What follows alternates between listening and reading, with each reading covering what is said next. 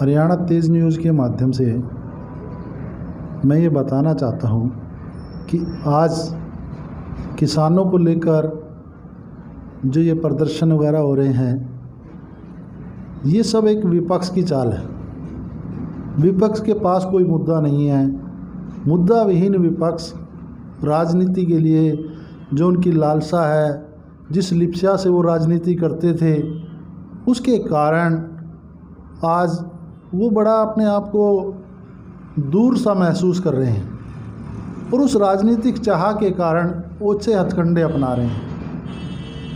मैं सबसे पहले भारतीय जनता पार्टी का किसान मोर्चे का कार्यकर्ता होने के नाते आपसे बताना चाहता हूं कि मैं किसान का बेटा पहले हूं, उसके बाद मैं संगठन से जुड़ा हुआ।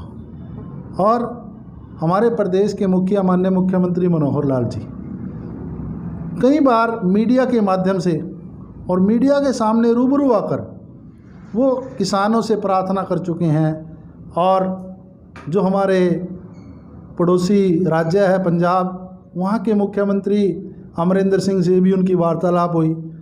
तो माननीय मुख्यमंत्री मनोहर लाल जी एक बड़ी दूरदर्शी सोच के व्यक्ति हैं और उनको पता है कि भाई किसान का भला कैसे होने वाला है। और ये जो तीनों कानून हैं, ये किसान हितैषी कानून है। कहीं भी किसी भी रूप में अगर ये किसान के हित का नुकसान करते हैं तो उसके लिए भारतीय जनता पार्टी की सरकार और प्रदेश के मुखिया स्वयं बार बार मीडिया के माध्यम से लोगों को कह चुके हैं कि भाई मैं खुली बहस और आपकी बात मानने के लिए तैयार हूँ। अगर इसमें कुछ भी ऐसी कमी हो कि जिसको आपको ये डर लगता है कि इससे किसान का कोई नुकसान होगा। अब चाहे कोरोना काल की भी बात लगा लो, जो विपक्षी लोग थे वो ये कहते थे कि भाई इस बार एमएसपी पर आपकी फसल नहीं खरीदी जाएगी। जो हरियाणा में अक्सर जो धान की बोली आती थी वो आती थी 1 तारीख को, 1 अक्टूबर को, लेकिन इस बार कुछ अगेती किस्मों की वजह से जो पहले आ जाती हैं, तो हरियाणा सरकार ने जो बोली दी है वो 27 तारीख को दे दी थी, 27 सितंबर को। ये भी किसान हित का फैसला था। उसके अलावा माननीय मुख्यमंत्री जी का कल एक जो बड़ा बयान आया है, तो वो जो बयान आया है, माननीय मुख्यमंत्री जी ने स्वयं आकर ये कहा कि मैं किसान का बेटा हूँ और किसान मेरे लिए सबसे पहले है और किसान का कोई भी अहित इन कानूनों से नहीं होगा। अगर किसी को ये लगता है कि किसान का हित होगा तो मैं राजनीति करनी छोड़ दूंगा। और ख़ास तौर से जो विपक्षी लोग बहका रहे हैं, भोले वाले किसानों को कहते हैं कि भाई एमएसपी नहीं मिलेगा या मंडी टूट जाएगी, तो माननीय मुख्यमंत्री जी ने एक बड़ी बढ़िया बात कल कही। उन्होंने कहा कि जनता ने 5 वर्ष का जो हमें ये समय दिया हुआ है, जो मत हम भारतीय जनता पार्टी के पक्ष में दिए थे, अभी 1 वर्ष का समय व्यतीत हुआ है, 4 वर्ष का हो रहा है। मैं भरोसा दिलाता हूँ और विश्वास दिलाता हूँ कि 4 वर्ष में तो मंडी ना तो टूटने जा रही है और ना ही एमएसपी ख़त्म होने जा रहा है। प्रदेश का मुखिया इस प्रकार की जब अपील जनता से करता है आके, तो जो किसान है वो इस बात को समझता है। कल भी मैंने देखा खुद कुछ इस प्रकार के लोग जो अनगढ़ बातें करते हैं मीडिया के सामने रूबरू आके कि भाई जो ये भारतीय जनता पार्टी के लोग हैं, इनको आप शादी ब्याह के कार्ड नहीं देने हैं या इनको गाँव में नहीं घुसने देना है। अरे ये इस प्रकार के जो लोग हैं वो प्रदेश में वैमनस्य फैलाना चाहते हैं। जो प्रदेश का 36 बरादरी का भाईचारा है उसको ख़राब करने की कोशिश कर रहे हैं। लेकिन मेरा जो प्रदेश है हरियाणा प्रदेश, यहाँ के लोग बड़े समझदार हैं और उनको पता है कि उनके लिए क्या अच्छा है और क्या उनके लिए अच्छा होने वाला है। जी, जो अभी कल देखा था करनाल में जो है किसान संगठन पहुँचे थे जो दिल्ली कूच कर रहे हैं इस आंदोलन के लिए कृषि कानूनों को लेकर, तो उन पर प्रशासन द्वारा वाटर कैनन से बौछारें भी की गई, आंसू गैस के गोले भी दागे गए। तो ये कहाँ तक उचित है? क्या ऐसा होना चाहिए किसानों के साथ? जहाँ तक कि किसान ही है, वहाँ से आए हैं। मैं आपके चैनल के माध्यम से ये बताना चाहता हूँ, जो पंजाब से किसान आए हुए हैं, माननीय मुख्यमंत्री जी ने एक बड़ी ही मार्मिक अपील उन लोगों से की कि भाई हरियाणा सरकार का पूर्णतः सहयोग आपके साथ है, लेकिन किसी को बाधा पहुँचाकर जो जीटी रोड है, जीटी रोड को अगर हम रोकेंगे तो वो ठीक नहीं है। क्योंकि जीटी रोड पर हर एक व्यक्ति, चाहे वो उसको कहीं भी जाना है, एक राज्य से दूसरे राज्य से जाना है, तो वो इस राज्य से होकर गुजरता है।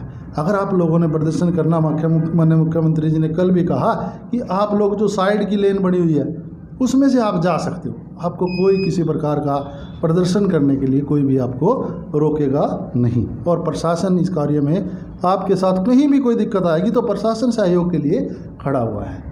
तो इस प्रकार की सोच माननीय मुख्यमंत्री जी रखते हैं और कोई भी किसान के खिलाफ कोई भी किसी प्रकार का गलत कार्य प्रदेश की सरकार नहीं करना चाहती। प्रदेश की सरकार ये चाहती है कि किसान भाई हमारे अपने किसान भाई हैं जो ये दिन रात मेहनत कर कर इस देश के लिए अन्न पैदा करते हैं। तो अन्न पैदा करने वाला तो भगवान होता है साक्षात, तो उसका बुरा कौन चाहेगा। और जो आपने देखा होगा कि भाई जहाँ तक की धान की बात है तो धान में जो खरीद सरकार के द्वारा की जाती है उसमें खासतौर से मैं अपने क्षेत्र की बात करता हूँ। भाई अभी तक तो मैं रोज़ डेली 15-20 गांव में तो मेरा आना जाना रहता ही है। कोई भी किसान ने, किसी भी किसान ने मेरे सामने ये बात नहीं रखी है कि भाई मास्टर जी इस बार हमें एमएसपी का रेट नहीं मिला। सभी कहते हैं भाई हमें एमएसपी का रेट मिल गया और टाइम पर हमारे खाते में पेमेंट पहुंच रही है। जो भारतीय जनता पार्टी की सोच है कि भाई बीच के बचौलिए को जो बिना कुछ करे लाभ लेने की कोशिश करता है, तो उसके लिए थोड़ा बहुत जो ये कानूनों में सुधार किया गया था, तो वही लोग आज इस भोले भाले किसान को बरगलाकर और अपनी राजनीति रोटियां सेकने में लगे हुए हैं। किसानों को क्या संदेश देना चाहेंगे प्रदेश के किसानों को? इस ऐसी घड़ी में मैं किसानों को यही संदेश देना चाहता हूं, जो भारतीय जनता पार्टी की तरफ से भी अक्सर माननीय मुख्यमंत्री जी पिछले 2-3 दिन से अपील करते आए हैं कि पूर्णतः रूप से सरकार किसान के साथ खड़ी हुई है और किसान का अहित नहीं होने दिया जाएगा। और जो ये कानून है ये कहीं भी किसान की जो तरक्की है उसमें बाधा नहीं है।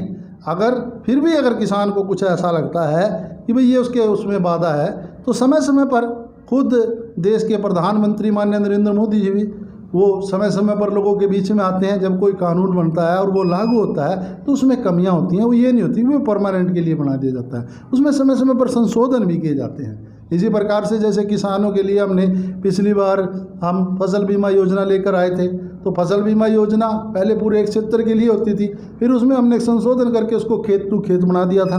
तो इस प्रकार के संशोधन हमेशा होते रहते हैं। और आज तो जो ग्राम्य किसान है, ग्रामीण क्षेत्र का जो किसान है या ग्रामीण क्षेत्र के लोग हैं, उनके लिए तो और भी वो सब बधाई के पात्र हैं।